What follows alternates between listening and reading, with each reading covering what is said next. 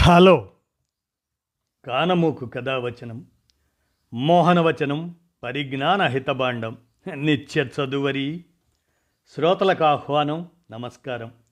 చదవదగునెవరు రాసిన తదుపరి చదివిన వెంటనే మరువక పలువురికి వినిపింపబూనిన అది ఏ పరిజ్ఞాన హితబాండమౌపో మహిళ మోహనవచనమై విరాజిల్లు.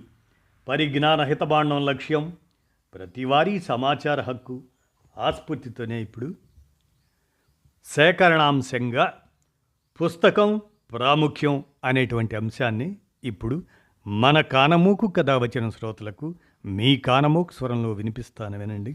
పుస్తకం ప్రాముఖ్యం. ఇక వినండి.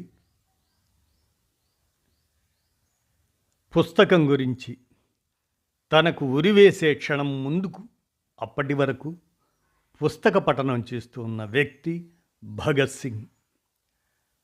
మరిచిపోకుండా నా సమాధి పైన రాయండి, ఇక్కడ పుస్తకాల పురుగు శాశ్వత నిద్రలో ఉన్నారు అని అన్నవారు బెర్ట్రాండ్ రస్సెల్.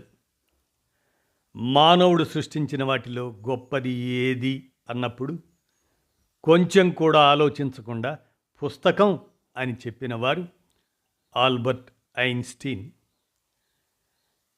ఇంకే స్వేచ్ఛ నాకు వద్దు, జైల్లో పుస్తక పఠనానికి అనుమతి కావాలి అని కోరినవారు నెల్సన్ మండేలా. తుపాకీ కంటే పెద్ద ఆయుధం పుస్తకం అన్నారు. పుట్టినరోజు కానుకగా ఏమి కావాలని కోరినప్పుడు పుస్తకాలు కావాలని కోరుకున్న వ్యక్తికి లక్షల పుస్తకాలు వచ్చి కానుకగా పడ్డ ఆ వ్యక్తి ఎవరో తెలుసా? ఆయనే లెనిన్.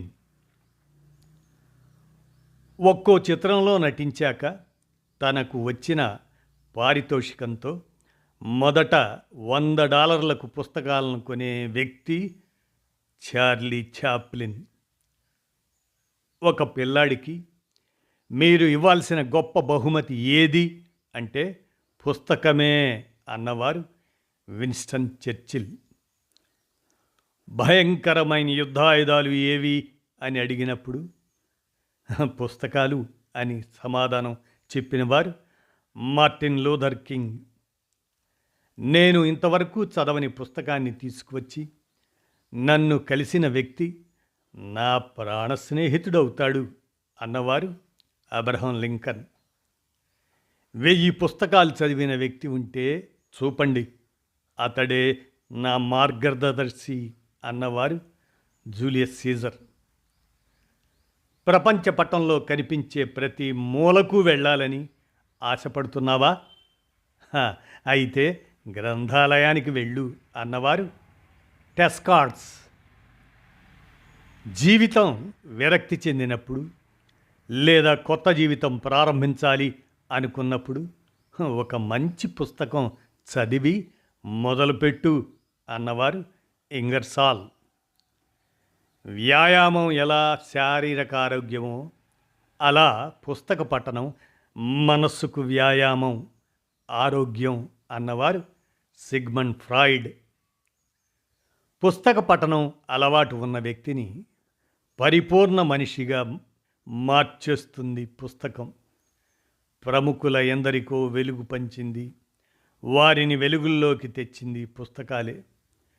ప్రస్తుతం ముఖ పుస్తకం, అదే ఫేస్బుక్ పట్టుకొని నిజ పుస్తకాన్ని మరిచా ఉన్నాడు.